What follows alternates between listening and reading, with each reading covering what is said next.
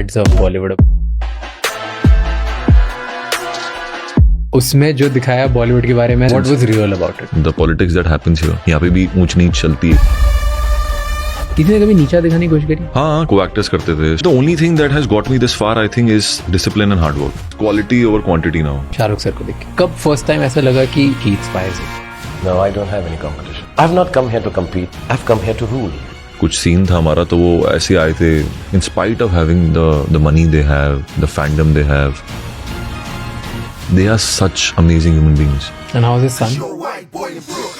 बहुत कम लोग मिलते हैं मुझे जिनको देखकर ऐसा लगता है कि यार कितना गर्म है ये. मतलब ये लड़का बदल देगा दुनिया. उसके अंदर है वो बात.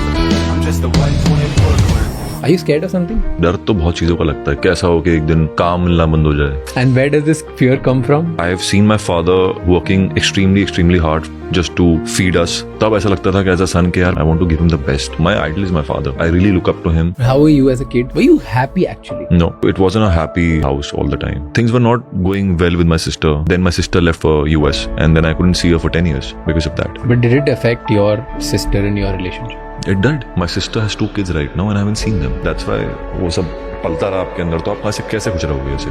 But जब इतना एंगर होता है कहीं तो निकलता है. निकला ना किल में. Is there a memory that you want to erase? No. If I erase something from my past, I won't be who I am today. Walk me through this scenario. First time when you met Karan. How was it?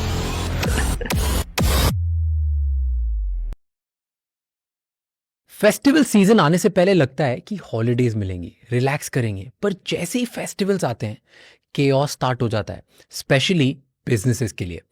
Clients को hampers भेजने हैं, customers को सामान पहुंचाना है और फिर इन सब के बीच में घर पे भी टाइम स्पेंड करना है.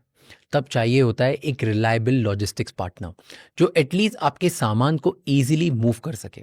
इसीलिए I recommend porter.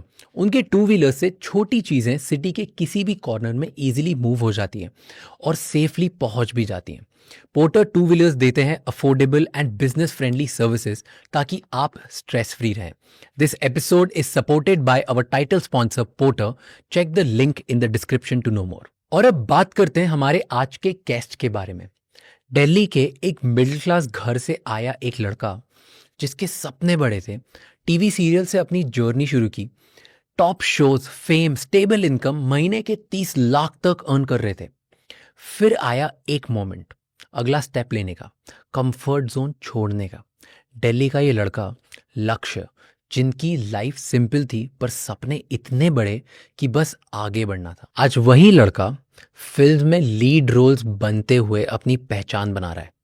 TV serials to the big screen, ये जर्नी है बिलीफ, करेज और अपने सपनों पे पूरा ट्रस्ट रखने की. ये एपिसोड एंड तक देखिए और मुझे कमेंट्स में बताइए कि आपने इस एपिसोड से क्या सीखा.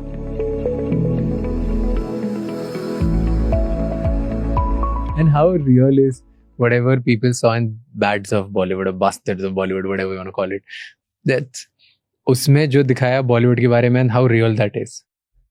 यार देख, मैंने तो करण जौहर को माँ बहन की गाली देते हुए सुना नहीं है कभी. अब शो के अंदर बक दिया उन्होंने. तो ऐसा ही है, जो आपको लगता है उस दुनिया के बारे में वही दिखाया गया है. See, that's exaggerated version. Exaggerated version. कुछ ऐसा तो is it stemmed out of reality? A lot of it. You see, it's fiction inspired by reality. You know, it's What was real about it? The insecurities of Asman Singh, the politics that happens here. Of course, एक system है. जैसे हर industry में लोग होते हैं, egos होते हैं. ये सेम इंडस्ट्री है. यहाँ पे भी लोग हैं, यहाँ पे भी उनकी ईगोज हैं. यहाँ पे भी ऊंच नीच चलती है कि जो ऊपर है वो ऊपर है, जो नीचे है वो नीचे है. And people are aware of it. So it's like any other industry, it's like that. And हर जगह पॉलिटिक्स है, यहाँ पे भी है. नेपोटिज्म है, हर जगह है, यहाँ पे भी है. तो कोई परे नहीं है बाकी दुनिया से. What politics? What type of politics? Politics ऐसे हो सकता है कि यार पॉलिटिक्स भी कैसे बोलूं यार, मतलब जो PR होता है आजकल चल रहा है बहुत. Like there's a narrative building going on which I don't really enjoy. That why do you have to build a narrative? Let people build it up ना. Let people call you a star. So वो सब चीजें मुझे थोड़ी सी weird लगती हैं कि आप जो the whole PR thing that is happening right now. But that's also, I think, it's a change that has come over the course of time. So we all are dealing with it. would tell me how do you deal. My point is here, मेरे पास एक medium है जहाँ मैं रोज या हर next day या हर हफ्ते में आके लोगों से बात करता हूँ. सब जो मेरा कोर ऑडियंस उन्हें पता है मैं कैसा हूँ, मैं कैसा नहीं हूँ. तो मेरे बारे में कोई कुछ भी लिखेगा प्रोबेबली, क्योंकि वो once in blue moon type event होगा. किसी ने मेरे बारे में कुछ स्टोरी बना दी, कुछ लिख दिया, कुछ भी नंबर्स लिख दिए मेरे नाम के आगे और कुछ भी लिख दिया. कोई इसके बारे में अकड़ू भी लिख सकता था, कोई बेकार शो ऑफ भी लिख सकता था, राइट. बट मेरे पास एक चैनल है जहाँ मैं हर हफ्ते बताता हूँ. People can see what's real and what's not. तो कोई इतनी इजीली बिलीव भी नहीं करेगा दूसरों के बारे.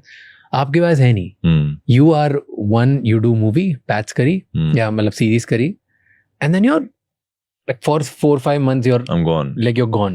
तो 4-5 महीने सिर्फ यही चल रहा है जो ये लोग डाल रहे हैं. तो फिर इसमें कैसे मेंटल लाइक सैनिटी रखते हो, क्योंकि हर कोई रोज एक नई स्टोरी डालेगा.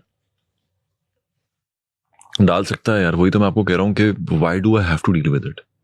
Because if somebody really enjoys my performance and likes me as an actor and somewhat knows me through my podcast or through my interviews or whatever I put up on Instagram, तो मैं क्यों address करूं हर चीज को जाके.